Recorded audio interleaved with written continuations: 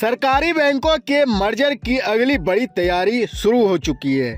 वित्त मंत्री निर्मला सीतारमण ने साफ शब्दों में कहा है कि भारत को अब बड़े और वर्ल्ड क्लास बैंक चाहिए और इस दिशा में काम भी शुरू हो गया है।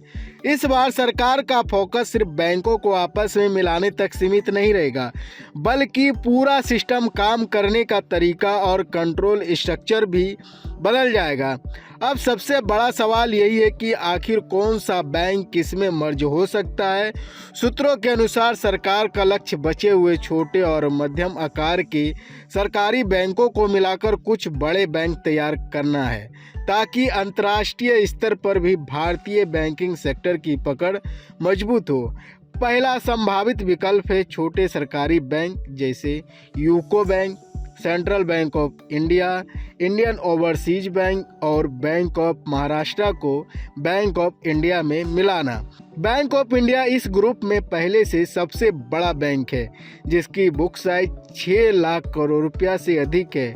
दूसरा ऑप्शन है बैंकों को उनके टेक्नोलॉजी बेस या रीजनल नेटवर्क के आधार पर मर्ज करना। इस फार्मूले के तहत संभावित कॉम्बिनेशन हो सकते हैं यूको बैंक और सेंट्रल बैंक का मर्जर पंजाब नेशनल बैंक के साथ, बैंक ऑफ इंडिया का यूनियन बैंक के साथ और इंडियन ओवरसीज बैंक का इंडियन बैंक के साथ। तीसरा विकल्प थोड़ा अलग है। अगर लक्ष्य सिर्फ साइज यानी आकार को बढ़ाना हो तो बैंक ऑफ इंडिया और यूनियन बैंक का मर्जर सबसे बड़ा कदम होगा। इससे लगभग 18 से 19 लाख करोड़ रुपया का डिपॉजिट बेस वाला बैंक बनेगा, जो एसबीआई और एचडीएफसी बैंक के बाद देश का तीसरा सबसे बड़ा बैंक होगा। लेकिन चौथा और शायद सबसे दमदार विकल्प है बैंक ऑफ बड़ौदा और यूनियन बैंक का मर्जर। यह मर्जर 25 लाख करोड़ रुपया से ज़्यादा के डिपॉजिट बेस वाला सुपर बैंक तैयार करेगा, जो एचडीएफसी से बस थोड़ा छोटा होगा। यानी मर्जर की दिशा तय हो चुकी है, अब बस आधिकारिक घोषणा का इंतजार है। हालांकि यहाँ असली चुनौती मर्जर नहीं बल्कि कल्चर है। बैंक मर्जर का मतलब सिर्फ सिस्टम और लॉग इन जोड़ना नहीं है, बल्कि सबसे बड़ी मुश्किल है कर्मचारियों की सोच और काम करने की संस्कृति का मेल। इसका उदाहरण 2019 में दिखा था, जब सिंडिकेट बैंक को कैनरा बैंक में मिलाया गया था। दोनों ही कर्नाटक आधारित बैंक थे, लेकिन आज भी अंदर सिंडिकेट टीम और कैनरा टीम की मानसिकता अलग अलग बनी हुई है।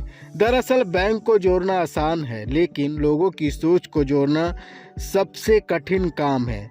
एसबीआई का मॉडल यानी बाकी पीएसयू बैंकों के लिए प्रेरणा बन गया है। एसबीआई में चेयरमैन और मैनेजिंग डायरेक्टर अंदर से ही प्रमोट होते हैं, जबकि बाकी बैंकों में सीईओ किसी दूसरे बैंक से लाए जाते हैं। नए सीईओ को सिस्टम समझने में ही 2 साल लग जाते हैं और तब तक उसका कार्यकाल लगभग खत्म हो जाता है। इसलिए असली सुधार मर्जर से नहीं, सिस्टम में है। पूर्व आरबीआई गवर्नर वाई रेड्डी ने सुझाव दिया था कि पीएसयू बैंकों को कंपनी एक्ट के तहत लाया जाए और सरकार की हिस्सेदारी 50% कम की जाए।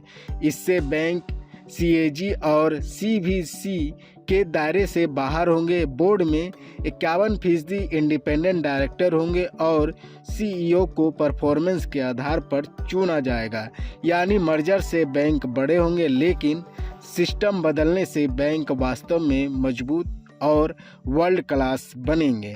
भारत अब इंतजार कर रहा है घोषणा का भी और उस असली बदलाव का भी, जो बैंकिंग के भविष्य को नई दिशा देगा।